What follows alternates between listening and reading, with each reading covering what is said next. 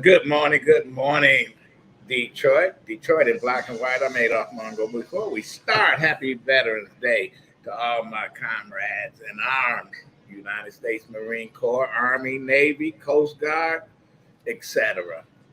A lot of folks gave their lives so that we can sit here and bullshit. Tell us a little bit about your service. What was? I didn't do shit. But I was a photojournalist. I didn't shoot anybody.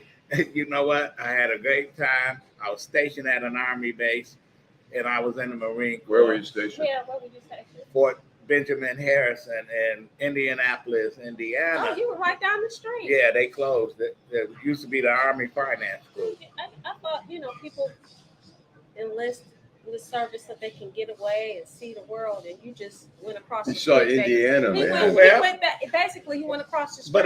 But I was in San Diego and Colorado and Maryland. Yeah, so I traveled a little bit. I had a good time. And they was glad to see me leave because I started a lot of shit. Simplify. Yeah, simplify. Were you a Hoosier? Did you become a Hoosier fan? Fuck no. No. No. But anyway, good morning, Vanessa Moss, consultant and attorney.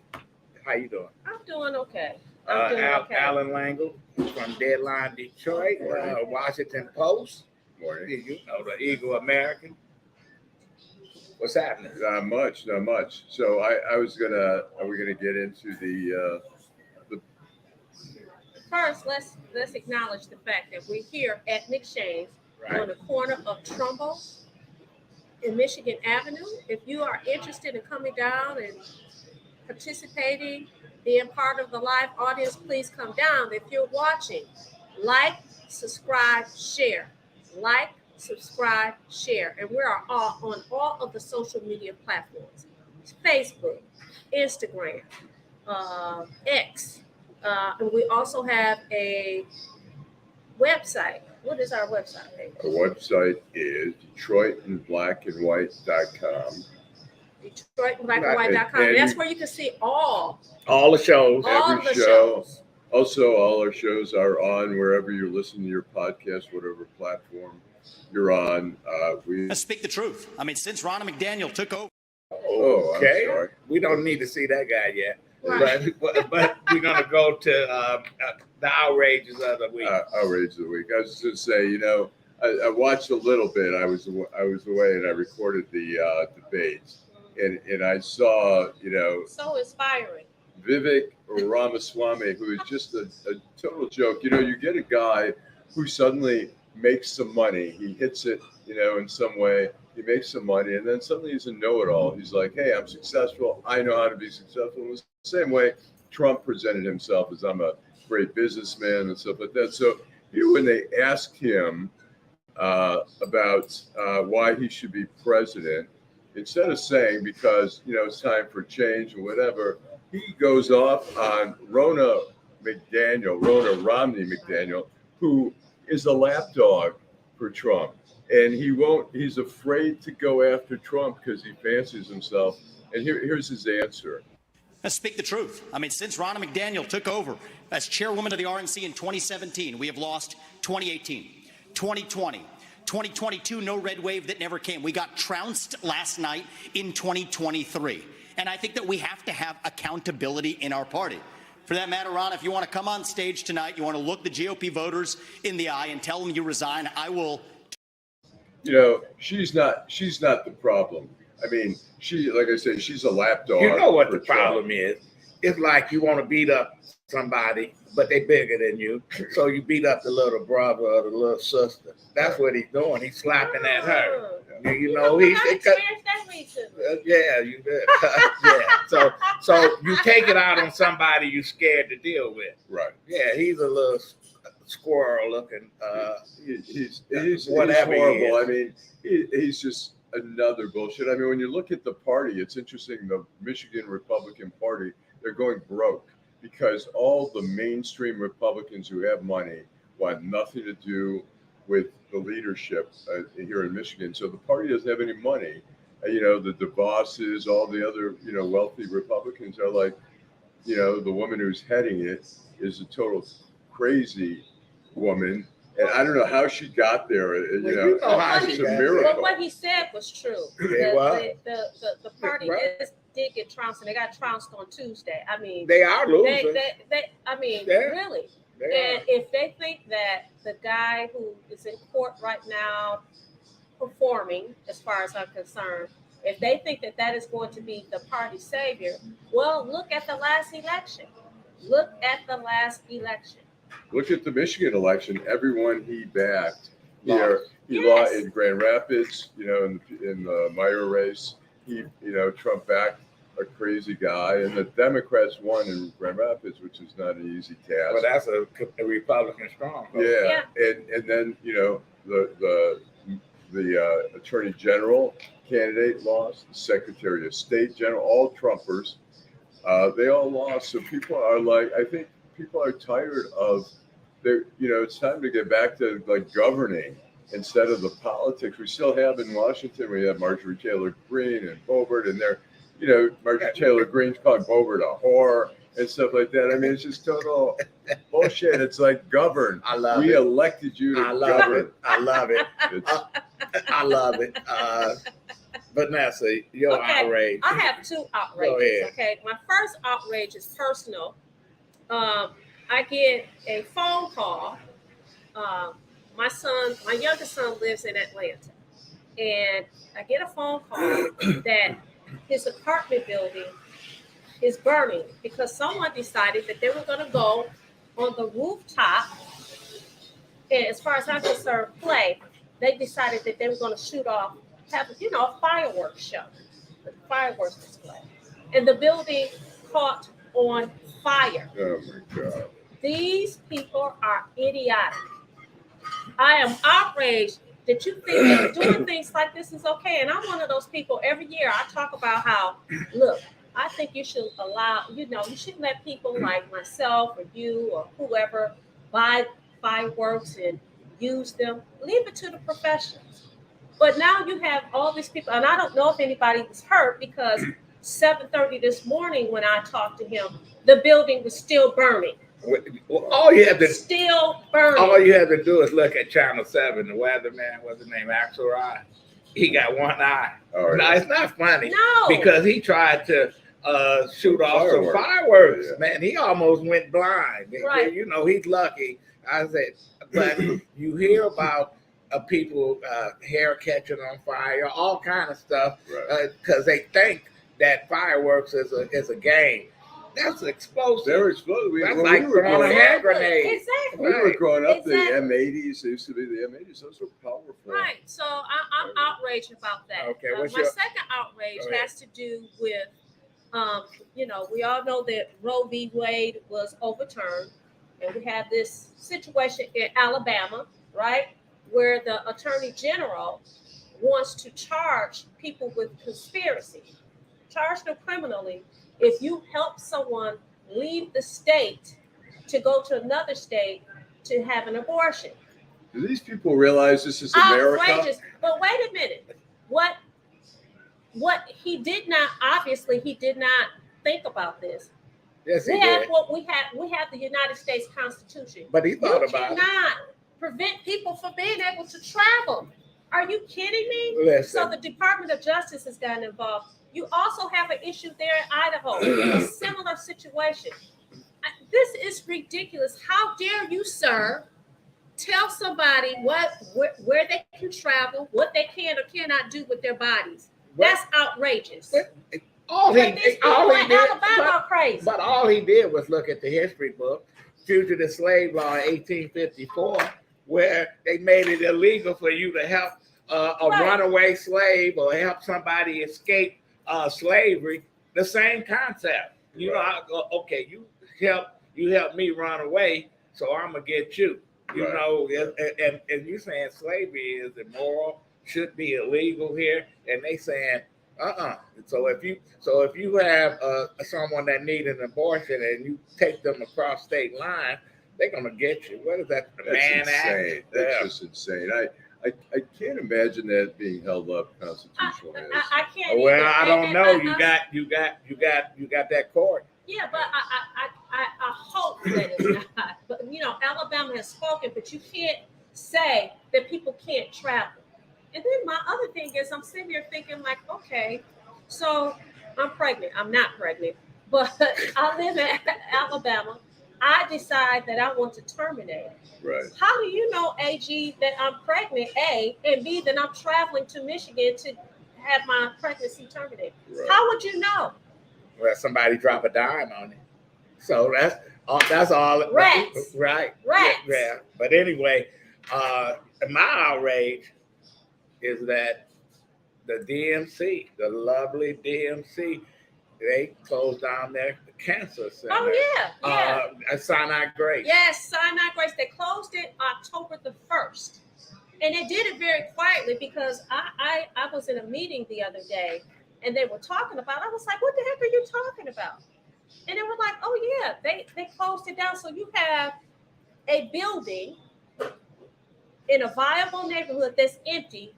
People who lived over there or close by was going to get their treatment. Now they got to go elsewhere. Well, that is outrageous. But they need to just they just need to close down the hospital. It's the worst hospital in the city of Detroit. No, yes, it is. It's a trauma hospital. Remember doing? They put a whole lot of money into that hospital. But they still people might as well go to Swanson Funeral Home and check in directly. Go directly. Ask for Linda Swanson. She'll take care of you.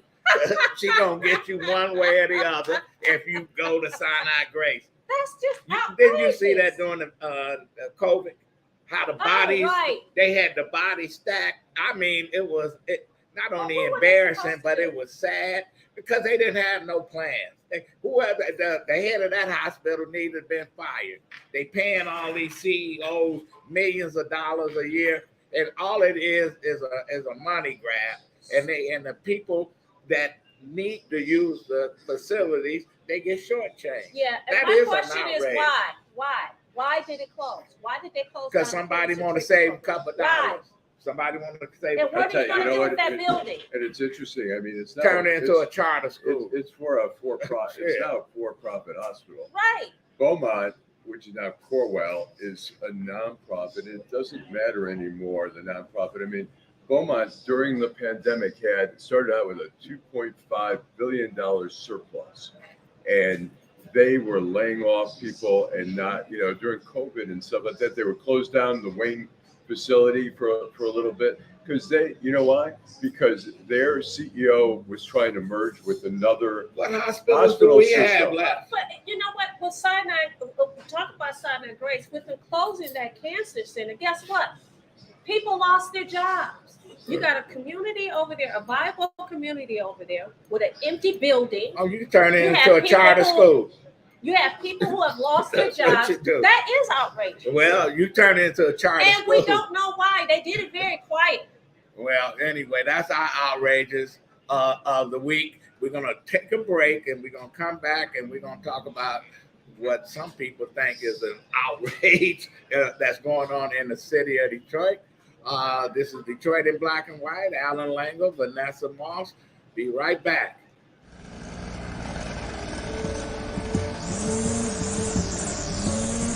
Thanks, Charles, for letting me use your gardening supplies. I'll make sure I put it back in the garage. Man, tending to that lawn is a lot of work. Tell you the truth, Jim, I'm more concerned about keeping this house. What's going on? Well, Sarah lost her job 2 months ago, right? Yeah. Since we lost that income, the bills have been piling up, and we're so far behind. I don't want to lose the house because of back taxes. I don't know what to do. I understand. The same thing happened to my sister and her husband when he lost his job. Do you know that the Wayne County Treasurer has plans and programs to help people stay in their homes? No, I didn't. Tell me about it. Yeah, go to www.treasure.waynecounty.com to see if you qualify. What's that site again? www.treasure.waynecounty.com. behind. See, Okay, we are back. Oh, good. Okay, you're good. We got you. Welcome. Toinu. Toinu. Like, Toinu. it's like new toy. Christmas is coming up, so it's not Toinu. new toy. Toinu. Toinu. Where you get that name from? My dad's from West Africa. He's from Liberia. Okay. So it's one of our tribal names. Okay, good. And were you born here or I was there? born here. I was born in Hudson Hospital. I heard you guys. Oh, really? About them. It's all good. Yeah. Nothing personal. Okay. What part of Liberia? He's from the countryside. So it's the village is called Fortsville. Okay. They went to rename it Reevesville. Well, my grandfather, my mother's father had an uncle that went back to Liberia back in the early 1900s. Left South Carolina and say he went back to Africa. Oh, Yeah, wow. I think our family is also from South Carolina originally. So my father's side, my grandfather is Amerigo, the former American slaves. They're from that South Carolina region. At least we kind of traced them back there. But my grandmother, she's indigenous. She's from the country. Okay, so you hear Mr. Reeves today to do what? What you want to tell us your outrage? Tell us a little bit about your background and why you're interested in this. I'm here to help. I hope provide some elucidation about the LVT, land value tax. Understand a little bit more, unpack it a little bit more in terms of the economic side. I'm just give a little bit more background. I'm a Ph.D. candidate in economics, University of Michigan. All right. I study macroeconomics, international trade, and international finance. My research is in public finance and also tax policy research.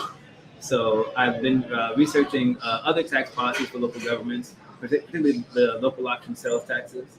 And so this is kind of in the same line, same arena for research. Okay, and you did undergrad where? I did my undergraduate at Dartmouth College in New Hampshire. I know that you shared that you were up there visiting, so it's a little bit cold this time of year, but beautiful country. The leadership is changing about this time, I suppose. Yeah, I was there in Vermont when they had the flood recently. Oh yeah. Yeah, just escaped it. Up in Burlington. Yeah, up in Burlington. Yeah. Oh, good. So tell us about the land value tax. So the land value tax, just for those who may not be aware of it, I'll try and walk you through a little bit slowly. So the idea is they want to have, technically it's a split rate tax, what they're trying to achieve. So they want to have one tax on the land that's at one rate, and then another tax on the house, the structure at another rate.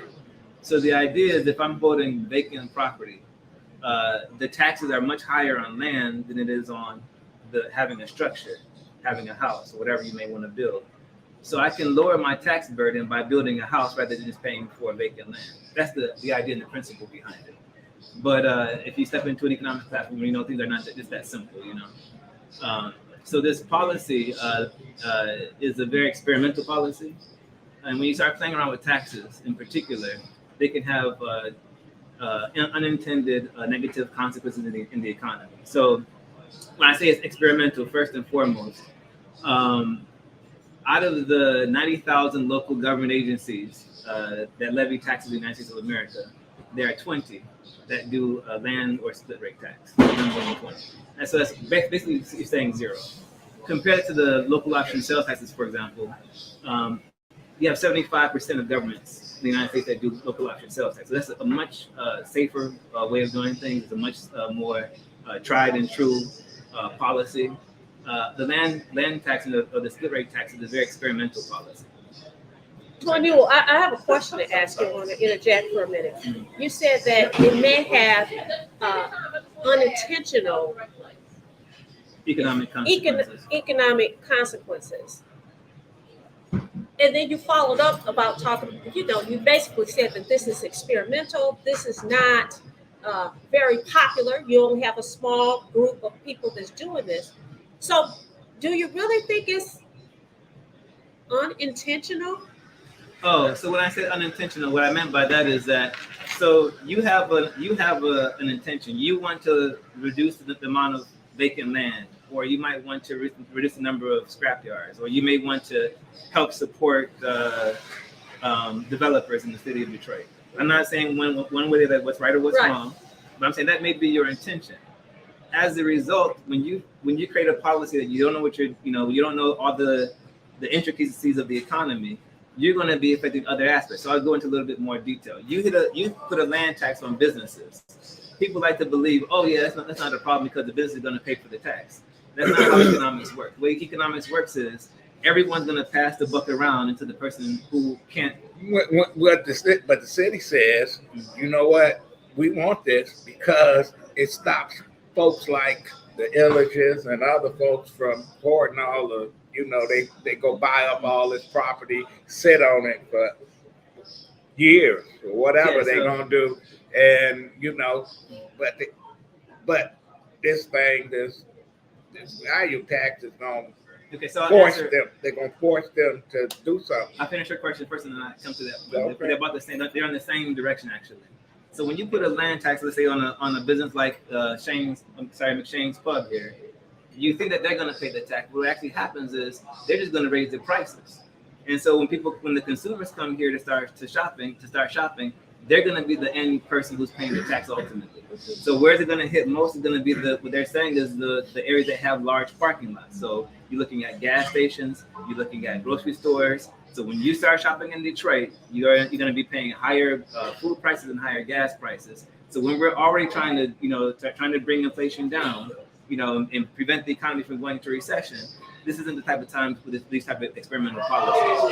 Now coming to Mr. Mongo's point about the speculation, the same thing is true. So you hit me with a land tax. All I'm going to do is I'm going to hold it, and I may pay the tax, but when I sell it to somebody else, I'm going to add whatever taxes that I paid. I'm going to add that to the price that you pay for the land. Okay. So, what do you think? The whole thing is not. Is this not the time, or is it just not a good? I just think it's not a good idea at all whatsoever. Because again, you have no idea once you start hitting businesses. One thing that in economics as a principle, we don't tax businesses on the cost side, because all you're going to do is change or distort their decision making. They're going to start laying off workers, again, raising prices.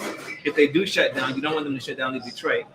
You want to tax businesses on the profit side. So if you really wanted to hit, these land speculators, the way you would do it is after they sell their house and they make their profit, that's what you tax.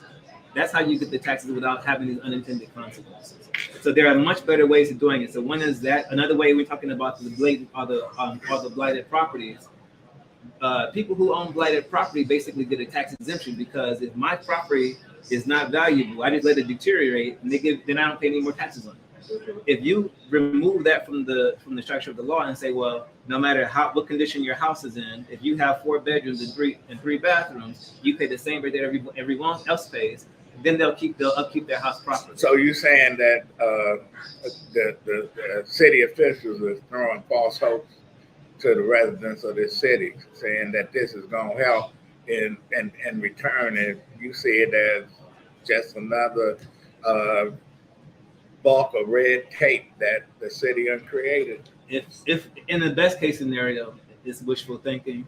In the worst case scenario, it may be something much more, considered as an effort. What's the ulterior motive for politicians pushing for this? I don't want to speculate. There's any number of different reasons why What's you might potentially. Okay, if you want me to speak off the record, but I know we're on the radio, so I can speak off the record still. This is no whole bar. Because as a professional, it's unfair for me to make statements without having them corroborated. But I have heard people who've expressed to me, and I'm only sharing what people have expressed to me, that this is there is an effort to try and get land to developers' hands at a cheaper cost. Yeah. And to increase that as quickly as possible. One thing that I haven't mentioned, you talked about the bureaucracy, is, having spoken to people in the assessor's office, there was a forensics audit by the Auditor General on the assessor's office. From what I understand, it's going to cost a fixed upfront cost of $600 million just to be able to bring the assessor's office capable of leveling an LBT. I mean, think of it. They don't have the computer systems right now. They don't have the personnel. People don't graduate every year with a degree in assessment. Right. You have to train people. Right. That's a 2-year process. It'll take up to 2 years. $600 million is the number that I heard up front and another $3 million as operational costs annually. If you include that in the cost of the tax, the mayor, I think he announced 30% at Mackinac Island, 30% reduction in property taxes. Before the state legislature, it fell down to 17 and it's still falling. So if you remove that price tag from the savings that you're estimating, there's not going to be any savings to residents. Basically, you're creating a tax that's only going to pay for the collection process. Let me ask you this. Those people that are making the decision, which would be Detroit City Council, are they aware of what, have they talked to you or other people as to what the ramifications are? Are they educated about this?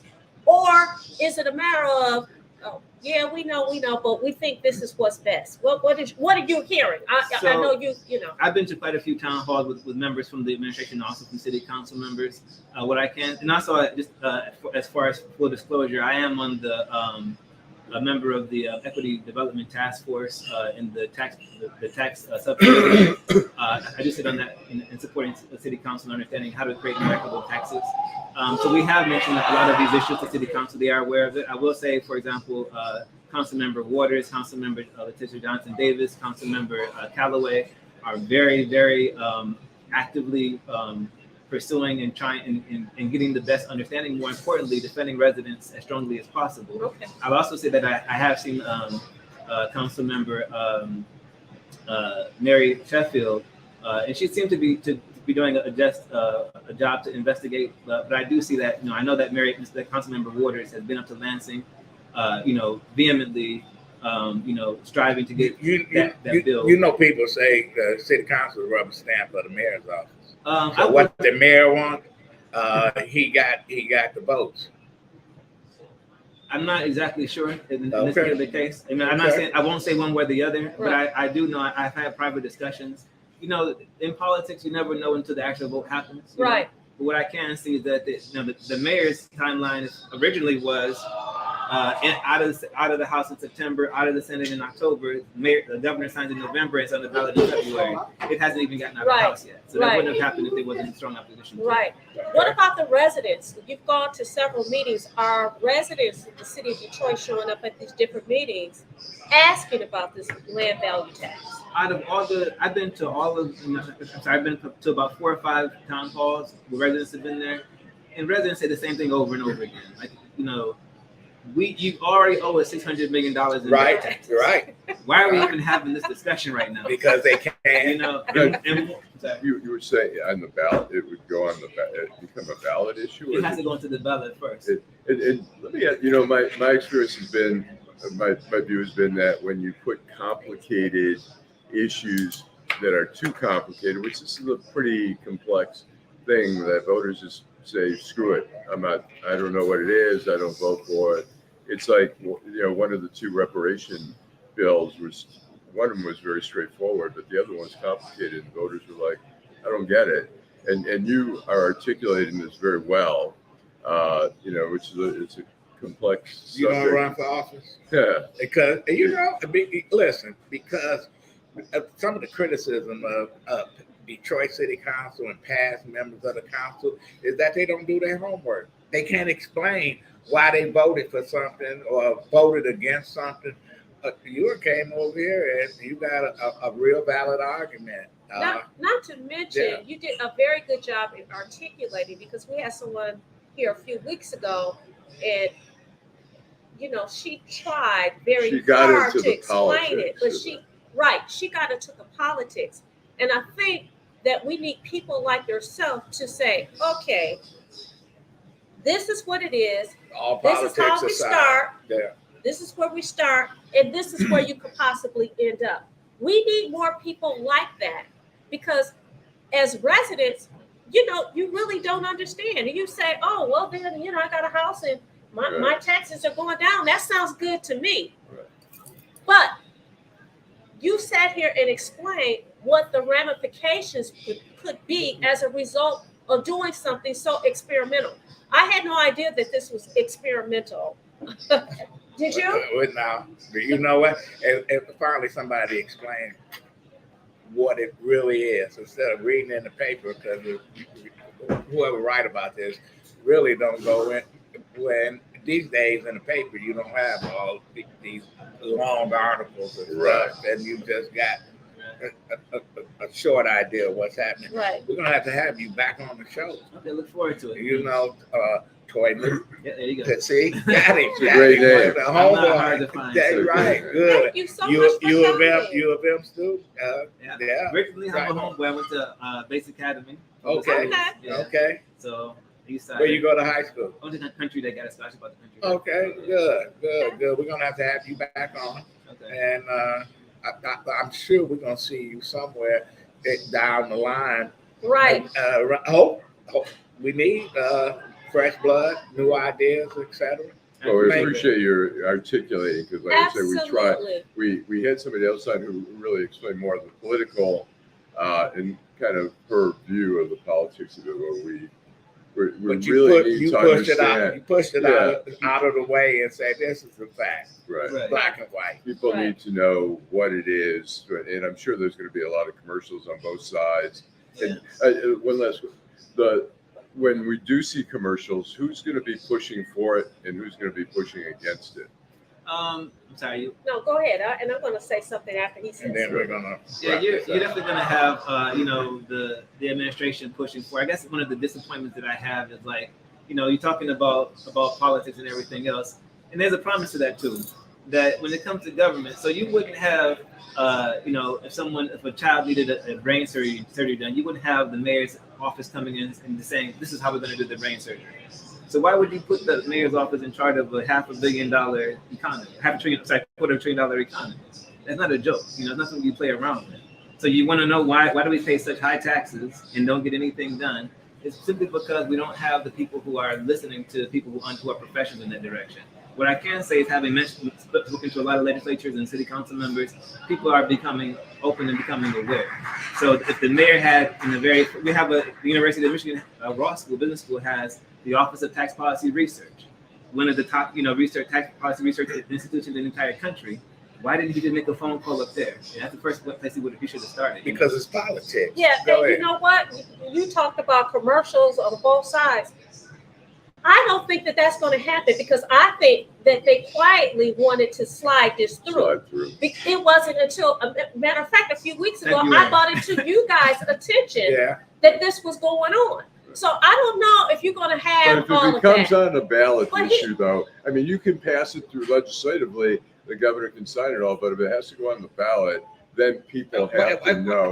Well, you know, Allan, if they come far and wide to study ballot issues in Detroit because people vote to tax themselves, to tax the schools, Right. to Take money from the schools. Right. Right. I just want to say one last thing about what she said. February, they were supposed to go on the February ballot. Now, there's basically only one Right. person on the Democratic. This is a Democratic town. Right. Only one person on the Democratic ticket in the middle of February. Who was going out to vote? That was the original intention. So as I mentioned to everybody, Walmart, Home Depot, they have a 90-day return policy. If you're not willing to have a sunset clause put into this thing, because it's experimental, Right. and you have to have it renewed after 2 years. If you're not willing to stand up behind your product, why should we vote for a product you can't even stand up? Absolutely. Okay. Absolutely. Toinu, thank you very much. Thanks so much. We're going to take a Appreciate break that. and we'll come back and continue the conversation.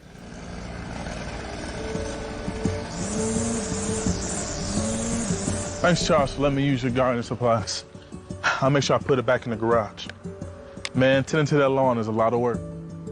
Tell you the truth, Jim, I'm more concerned about keeping this house. What's going on? Well, Sarah lost her job 2 months ago, right? Yeah. Since we lost that income, the bills have been piling up, and we're so far behind. I don't want to lose the house because of back taxes. I don't know what to do. I understand. The same thing happened to my sister and her husband when he lost his job. Do you know that the Wayne County Treasurer has plans and programs to help people stay in their homes? No, I didn't. Tell me about it. Yeah, go to www.treasurer.waynecounty.com and see if you qualify. What's that site again? www.treasurer.waynecounty.com. Got it. All right, we All are right. back. Yeah, Hill Harper, our next guest. Uh-huh. I guess he's on his way. Oh, he's on his way. Yeah, Okay. he wanted the address. Excellent. That was I need a card. a great segment. Oh, I'm gonna tell you, absolutely. listen, that was a good idea, Vanessa, to I bring know. somebody on to talk about it. See, on his card, he got Toinu. I like that name. Take care. Thank you. Yes. You know, very, very well spoken. Yeah, He made it clear. Man, we got to. Man, we got to start paying attention. we do. And you know what? Before we move on, I want to say, because sometimes we forget, we get so caught up in our conversation. I want to thank everyone who watches the show every Saturday. Thank you so much, Kenneth, Eric, Bridget, Tracy, Delwana, Dewela, all of you people that support our show, we thank you. Please like, subscribe, and share. Okay. Listen, we got our next guest. Look at him, incognito. Oh, no. running for the U.S. Senate here in the state of Michigan, Hill Harper. Yes. Man, how you doing? Good. Good morning, everybody. Good. You know, we played I know phone tag for a week. I didn't know we were doing this in McShane's. Yeah, man. Good. Last time I was here, we had a union march right up Michigan Avenue, Okay. headed up towards the train station, and my union has been on strike up until this past week, and obviously, Congratulations Well, on yes. finally. Yeah. So obviously the UAW, I think, set a real tone, but we can't forget, and this is really important, we cannot forget the UAW Blue Cross Blue Shield workers that are still on Right. strike. They went out 2 days before the auto workers, Right. and they feel, I think many of them feel kind of forgotten. And the a little bit. casinos. Right. And the casinos just Yeah. drove Good. past. Right. Yeah. Trouble here. Right. Yeah. Man, why you want to get in this dirty business of politics?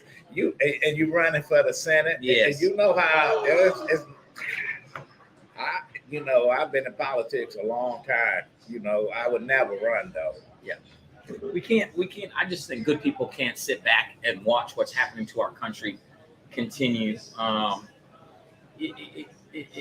It hit home with me every day for two reasons, and these are micro reasons. But my son was in first grade; he's in second grade now. And he said, "Daddy," one day he just said, "I don't want to go to school." This is after either Michigan State shooting, or it was after Aurora, or after Nashville, or we can go on and on. And we realized that special interest money in politics, lobbyist money, special interests, etc., has in the professional political class have completely taken over our democracy. Absolutely. To the extent that folks would rather advocate and have an argument over the Second Amendment than the lives of second graders. Right. So that's one thing. So that's the micro reason in my house. And then outside of my house, I go up. To get home, I go I-75. I get off Holbrook. You go down to on the north end of Detroit. So you go down to Oakland, take a right on Oakland, get to the corner of Oakland and Ulm. Mm-hmm. And about a month ago, I don't know, it was a month ago, whenever. I just literally was sitting there in tears because there was a mom across the way. And so to my left is a bombed out, burned out, boarded up building. Across the street there, vacant lot that obviously used to be some type of commercial building. To my right, another bombed out, boarded up building with a tree going through it and a faded letter that said Eli's Produce on it. And then across that street is a liquor store. When I was a kid, that Oakland was so bustling. bustling. Yeah. Oh, man, I tell you. You could tell the vestiges are there. And right now it's just it. You got churches. You got a few churches. You got a Mount Moriah, community right. garden. You've got a lot of empty buildings and stuff like that. I think the rebellion of '67 has left. I mean, go down Grand River here, and you'll just see miles and miles of empty fields where places used to be. You go down Rosa Parks Boulevard, empty, and a lot of the city has not recovered yet. But it hasn't recovered. And people want to point to a time like that, but it hasn't recovered because of policies. And this is what I'm getting at. We'll bail out banks to the tunes of trillions of dollars, but if the single mom who's going into that liquor store, she's on SNAP assistance. The only thing she can buy is Funyuns, Faygo, or Verner's through 3 inches of plexiglass. Right. Now, she would like to buy fresh produce. Right. So there's, we have the supply demand. So the demand is there. Eli's produce used to be there. Now, you can't get a loan to reopen Eli's produce because, number one, less than 1% of lending from major banks goes to our community. Right. Number two, even though this idea of bailout banks, it trickles down, they get a hard money loan at 10 or 15%. You can't stay in business with that in that economy. And so it's really about economic development and capital flow into these communities. People can sit back and say, it's never recovered. It's never recovered because we haven't invested. And then what happens is you look at communities where you can board them up, choke out communities, everybody moves out. That's much more attractive to a major developer. Major developer comes in, brand new investment like this beautiful building right across the street from us. And all of a sudden, the community doesn't own this project anymore. Right. So therefore, there's no recirculation of dollars within these communities to create vibrancy. So it's obvious why that they continue to be choked out. And if there's no representative federally fighting for these communities to get resources, $6.2 trillion federal budget, who's fighting to get a part of that $6.2 trillion, which we all own, it's our money, back to us? It doesn't come back to us because we don't have lobbyists. Right. Tell us a little bit about your background. Okay. Where you grew up and how you got into acting and how we got into this Sure, point in your life. So I was born in Iowa. My grandfather. Is that happening? Is that happening? Believe that? My grandfather had an 88-acre farm right outside of Fort Madison, Iowa, which is a small town right on the Mississippi River in the southeast part of Iowa. And my father. Okay, so my mother's from a small town in South Carolina called Seneca, South Carolina. She lives with me here in Detroit, and she's retired now, but she was one of the first Black female anesthesiologists in the country. Oh, wow. She went to Talladega, which is a historically Black college in Alabama, and then she went to Howard for medical school. That's where she met my dad. He also went to Howard for medical school. He was a psychiatrist who worked mental health with returning citizens and in jail. So there's a big jail, much like Jackson prison here in Michigan, in Fort Madison. So my dad worked in that prison, and eventually my mother took a professorship at University of California, San Francisco. So we moved to the Bay Area when I was young and lived there. Eventually, fast forward, went to high school in Northern California, played football. I loved sports. Ended up going to Brown University, and that's where I found the theater. I was playing football in college, and I needed a class that met in a certain time, and this Shakespeare class was there, so I took that class. I loved it. But I also love sociology and economics and things like that. So I majored in economics and sociology. I graduated as the valedictorian in my department. Real aside, this is why I talk about affirmative action, the fact that the Supreme Court recently lettered affirmative actions. Right. We've always named it the wrong thing. It's really called affirmative opportunity. Right. I got into Brown University because of affirmative opportunity or affirmative action. And because of the opportunity, people said, oh, you went to a public school. You're never going to be able to compete against the kids from Choate, Exeter, Cranbrook, Country Day, whatever. Yeah. I go there and I become the valedictorian. No matter what. So I was given the opportunity to compete. And once I was there, I competed. Right. And did well. And so went to Harvard Law School and the Kennedy School of Government, did a joint degree there. So I got my JD and my MPA at Harvard Law School and Kennedy School. I continued to do theater there. That's impressive. I was still trying to. And, there was a lot of folks that I went to school there that graduated. I graduated cum laude. They graduated thank you laude, but it was good to be there. It was good.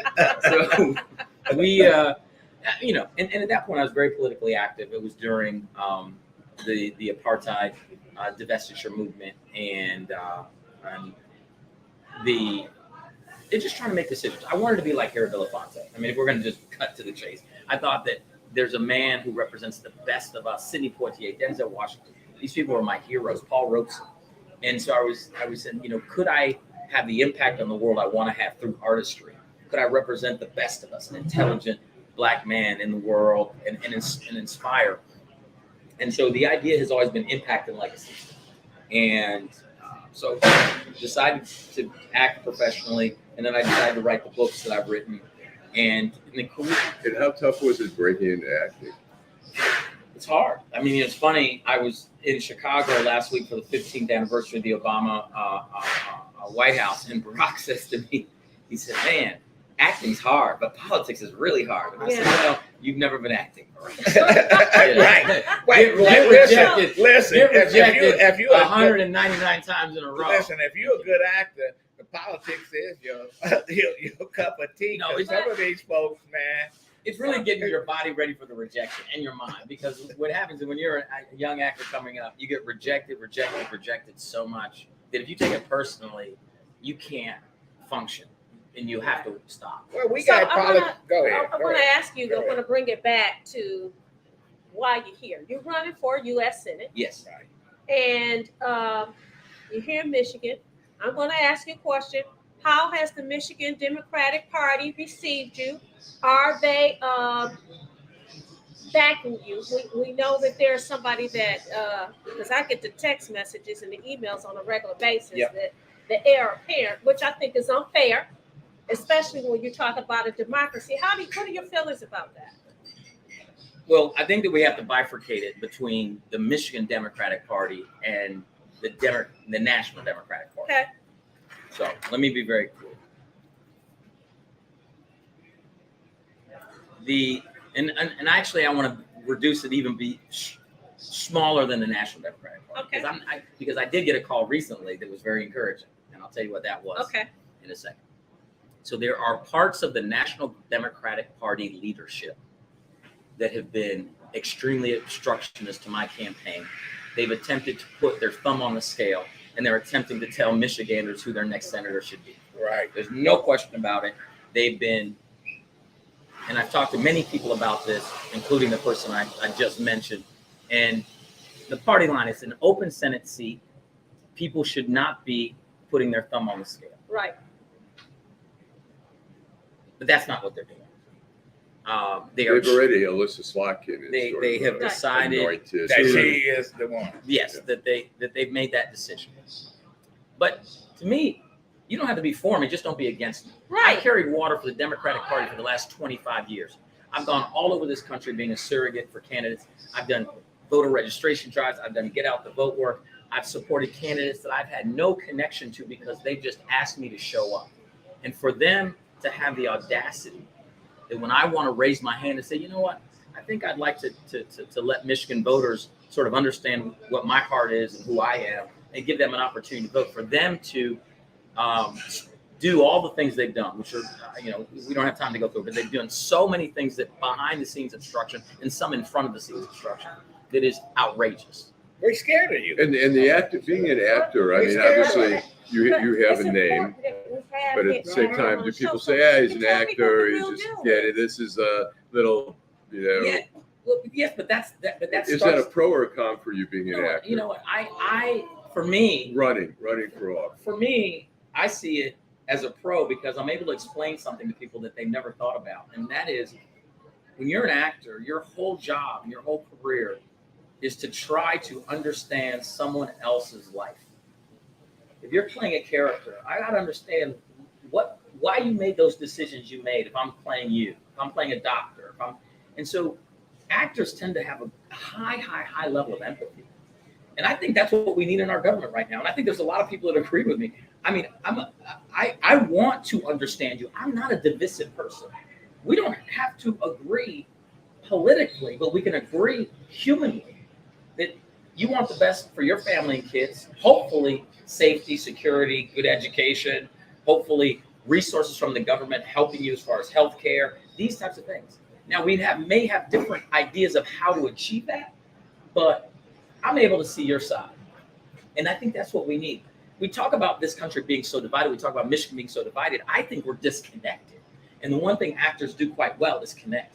And because that's our whole job. So I don't run away from the idea of being an actor. I lean into it. I mean, the president. And do you get support from Hollywood at all? Are you getting any money from there, or is that? Well, I want him to finish answering the question. Okay. All right. Go ahead. Okay. Let me finish that. So, what's happened is that there's been an incredible amount of pressure put on by senior national Democratic leadership to local people. Mm-hmm. They wanted to clear the field and make sure it was a very small primary. To weight it towards this one individual, and then they also put pressure on people to support this person. So that's why you saw all these early rush of endorsements. Oh, yeah. And, the vast majority of endorsements she has happened before I even had entered the Right. race. And it's, Right. I mean, it's Right. just, so the idea to endorse a candidate for an open Senate seat Right. 18 months before the primary is, first of all, we shouldn't have elections. This is in part why I want to get elected. We should not have any election cycle longer than 6 months. I don't believe anybody should be able to raise over $100,000 with a $100,000 public match. The rest of your job should be able to recruit volunteers. And if you don't have a compelling enough message to recruit people to organize and help you turn out the vote, then why should you be in public leadership? Right now, we're in a situation because of Citizens United, dark money, super PAC money, etc., that the top 1% of the 1% completely control the electorate and who gets Yes. elected. There's such barriers to entry. And so that's why I believe they don't want me in this role, because I don't owe Chuck Schumer a favor. I'm not going to vote Right. for Chuck Schumer because he tells me to do it. Right. I'm not going to be a go along, get along senator with Chuck Schumer because specifically he's not responsible for putting me in office. Who am I going to be responsible to if I win this? The people. Well, That's you're it. dangerous because you got your own mind. Let me ask you this. Former president, your former classmate, is he going to come here and campaign for you, or he's staying out of this? The one thing I respect about him so much is that he does what's right. And what's right is to stay out of it, right? You have to have someone who's willing to show the way of what you're supposed But to they do. playing dirty with you. I'm just thinking. They are. They stabbing you in the back. They sabotaging your campaign. Right. They throwing out all this misinformation. Right. And you got a nuclear bomb because Right. Obama is he's more than just a former president. The guy can come in and change the landscape. Sure. Yeah, without question. And would that help my campaign? Sure. But he But won't. is he it the won't. right thing to do? Yeah, No, he- it's I not know. the right thing to I do. know. He I wouldn't know. do that. He would Okay. not do that. So let me ask you. And So it's really right he wouldn't, because at the end of the day, you need to have people who are saying, even if it's uncomfortable, this is the right thing to do. So follow this lead, because it's a long tail. We have to have leadership that's willing to do things the right way. Now, and a few people have stood up. I mean, I got a big endorsement this past week with Warren Evans. I mean, he got a lot of calls, I think, after that. There's other people that are supporting me Good. behind the scenes that are getting negative calls telling, what are you doing? Stop that. A supporter, the mayor of Northville, Brian Turnbull, very much a supporter. He's gotten a rash of calls from the Democratic Party. They don't like saying, it. Stop. They want to. And how about Hollywood? Let's take a break and we come back and continue the conversation.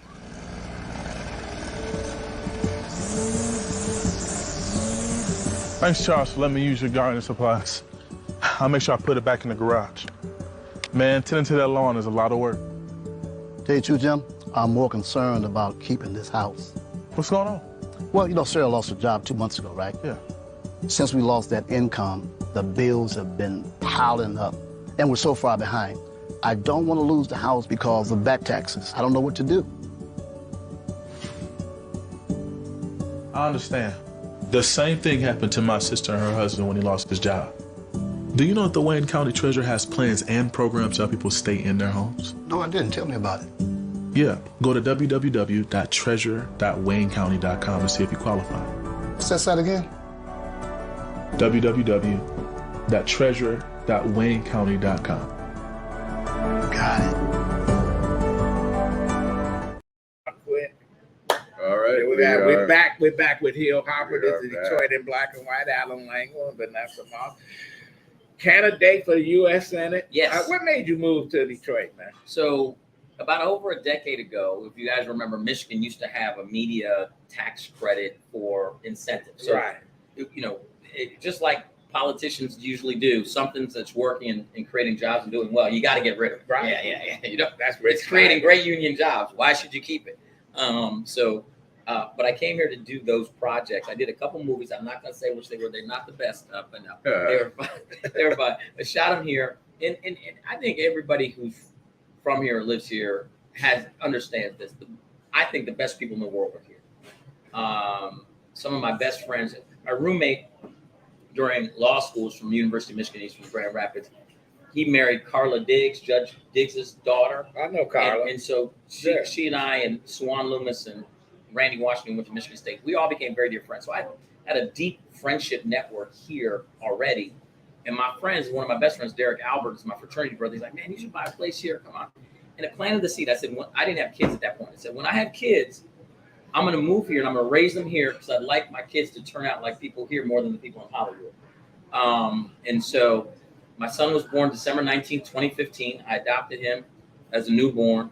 And I bought a house here 2016, moved here 2016, and then bought a house in Boston Edison. Been renovating it. It's an old house. Something goes wrong every day. Quite a job. And you got the coffee shop. And I have a coffee shop Why downtown. didn't you bring some coffee? I know. Hey, what's your coffee shop? My coffee shop's called The Roasting Plant. It's right downtown. Oh, right in the Campus Martians. If you're going to be down there for tree lighting, come in. We're going to stay open late. I have hot chocolate all night. How long have you owned that? I've owned that for 7 years. Oh, really? And so let me ask you that one of our viewers is saying, oh, he's a carpetbagger, or why should we? He hasn't paid his dues here. How do you respond Well, I to mean, that? I think that the best response is look at the race. I've actually, I think, lived in Michigan longer than Alyssa Slockton. She moved back here after Trump won to run for Congress. I've lived here longer. She DC inside. Yeah. So ain't no question. Listen, and Mallory McMorrow's not from here either. So people are picking and choosing who's from and who's not. No. Right. What did I go to Cass? No. Was I born in Detroit? No. Did I go to the University of Michigan or Michigan State? No. Have I lived here for 7 years? Yes. Have I invested here and put a coffee shop here? Have I created jobs here? Yes. Have I brought my foundation here and worked with young people? Even back in What's your foundation? My foundation is called Manifest Your Destiny Foundation. I also have the Pearson Hill Harper Arts Foundation. So we're really focused on arts education. Arts education is a big thing for me. The fact that we pulled so much money out of the school system to stop both trades and skilled trade work in schools and arts is, to me, a massive problem. Education is one of my big issues. Right. And when we look around, 70 in Detroit, Flint, Pontiac, Saginaw, Kalamazoo, there are schools and school districts where 70 to 90% of the kids are 3 to 4 grades below in reading. If you can't read in this idea economy, you cannot learn. And the fact that I think everybody should watch a documentary called Right to Read. We have to codify federally a right to read, and we have to undergird and bring special resource, particularly early childhood education, to communities where we've seen massive drops in literacy. And this is something that is very passionate about. Gil, if someone wants to get involved in your campaign, we need it. We need you. Tell our viewers what they need to do. Please go to hillharper.com. There's a volunteer sign up. We already have over 3,000 plus volunteers, which is huge. But what we don't have, and this is the big thing, please give to the campaign. We're relying on low dollar donors and medium dollar donors because we're not the establishment's choice. So we're hillharper.com. Hillharper.com. Yeah, we're not www.hillharper.com. We're not getting the as many of the big dollar donors for our campaign. But you just the little dollars add up. The little dollars can add up, particularly if folks tell their network and all that, because we want to hire people across all 83 counties. We want a real presence to make a point about we're running for everybody. We're unifying, and I have a saying. I say, "Together we rise." Dr. King said we're all tied together in a single garment of mutual destiny. And that means that no matter how we're doing in Detroit, if someone in Benton Harbor is not doing well, then we're not doing well. And they're not. And, and last week, or Marquette or Sault Ste. Marie or anywhere else. Last week, I vented on Dabby Stabenow because I said, name 5 fucking things that she done done. He did it for 2 weeks. in the Senate. Can't name them. You know what? These folks. She did. Listen, she did. I think she did really good work around the Farm Bill. See, and around SNAP. Yeah, you said that. I'll say that. But I ain't a farmer. Right. But here's the deal. Right. Now, but think about this.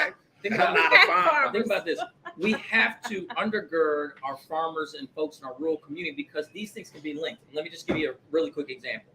I met a single mom who's at the corner of Mack and Drexel. Okay. I asked her, what are her issues? She said, listen, education, safety, and healthcare. it's too expensive, prescription medicine, blah, blah, blah, blah, blah, for my kids, for myself. I met a farmer outside of Midland. What are your main issues? Education, safety, healthcare, it's too expensive, living is too expensive. He said, I can't compete against big pharma. Now, this is where things start to go wrong federally. Now, watch this. You pass a farm bill, Right. but most of that is for big ag. 53,000 plus farms in Michigan, 50,000 of them are considered family farms. They pay 10x for fertilizer. They don't have a right to repair their tractor, which could be financially devastating. Give you an example. You finance your house to get this big old tractor, Right. John Deere thing, to actually compete in terms of technology. And then something goes wrong. If you touch it, you lose your warranty. You have to spend all the money, send it back, or find a certified person. It costs you tens of thousands of dollars just to repair. They need a right to repair and not lose their warranty. As an example. Okay, I give that to you. Now, what we're gonna do about cities like Benton Harbor and Flint and Detroit and Pontiac? Those cities. The automobile was the main Yes. lifeline. Yes. Now it's not anymore. And the number one job creator in communities like that are small businesses. That's why I'm proud to be a small business owner. And so how do you address that? Which is what we were talking about at the very beginning. We address it by creating capital flow into these communities such that local businesses can start, begin, and be hired. Your most vulnerable time in a small business is your first 3 years. And if you don't have a low interest loan to keep afloat while your business gets its footing and foundation, then there's no way it's going to survive, particularly in communities that need that kind of investment in infrastructure. And what starts to happen is you start to see a recirculation of the dollar. If we look back in the history of Detroit, you had Paradise Valley and Black Bottom here years ago. In Tulsa, Oklahoma, you had the Greenwood District. In Chicago, you had Bronzeville. In New York, you had Seneca Village. You had Wilmington, North Carolina. What made those communities, particularly the communities of color, so vibrant is the recirculation of the dollar. Right. There's $1.4 trillion in the Black community today. It leaves the community within 6 to 7 hours. Now, historically, when you had vibrant economies and neighborhoods, the dollar could recirculate 60 to 80 to 100 days to a year. Because I go to your shop to buy your apples. You hire my son to work in your Apple store. My son takes that and goes to the local bank. The bank lends that money to this guy who sets up the cleaners. The cleaners goes to the grocer. Now, all of a sudden, you have all these services in a community. You have jobs that are being created, and the dollar is recirculating. We've completely choked that off in most of these neighborhoods, and we have to reinvest in small business. And We've got a question here. Where does Mr. Hill get his political experience? My political experience comes from the fact that I've been an activist for the last 20 plus years, and I've been working. President Obama, very grateful, appointed me to the President's Cancer Panel, which I was confirmed for that. I sat on that for 6 years, worked with the National Institute of Health. I'm doing the work, and that was during when when President Biden was Vice President Biden. He was very committed to the cancer moonshot because of his family experience with cancer, and so there was a highlight on that. I'm a cancer survivor, and myself, and so there was a 3-member panel, myself and two experts. So as far as Washington, because maybe that's what they're saying, I'm trying to understand political experience. Right. Maybe they mean, where does your Washington, D.C. experience? So my Washington, D.C. experience is that presidential appointment from President Obama. And so we made recommendations to the White House during that period up until when President Trump came in around White House policy and funding for cancer and cancer research. Where's your, you got a campaign office in the city? Yes, we have a campaign office that runs out of my neighborhood, Boston Edison, and we're looking to set up more different places. A lot of us go down to my coffee shop in downtown. If you go to my coffee shop, you can buy some Hill Harper t-shirts. You can support the campaign. Yeah. We're in my coffee shop. We're gonna have to have you back. I would love to. In closing, listen, you guys can do the Actually, show in my coffee shop. Let's do the show in the coffee. I mean, I didn't know. I didn't know you did it in yeah, Virginia. we go from place to place, but we've been here for a while. This is a great place to do it. Yes, it is. I mean, it's fantastic. So you just let us know when can we come. You can in now, come anytime you want. and I can drink all the coffee. You can have all the coffee you want. But I don't want you getting too wired. Oh, no, Well, man. you know, just let us know. If you want us next week, week after next, whenever. You know what? One time, Listen, two we should, times, without 10 times, question, we whatever. should do it after the tree lighting because it's so vibrant down Right. there. So the tree lighting is November 17th. Right. Okay. So anytime after the tree lighting, it's beautiful. People are ice skating. There's the trees. There's shops. How's it going there? How's the business doing? You know what? Let's be honest. It has not bounced back since COVID. You know, with a business like mine, you rely on the offices to be full. Workers, sure. And so my business loses money on Mondays and Fridays. I could literally could shut the doors, but that doesn't make sense with me. So I lose money on Mondays and Fridays without Wow. question. And so there's a lot of talk about how do you make places recover. People have to come back to work. And I think that the conversation I had with somebody was like, well, they spent so much time pre-COVID recruiting people to move here from Philadelphia and Jersey and New York or wherever. And then when COVID hit, everybody went back to their homes and they said, well, no, I'm going to stay remote.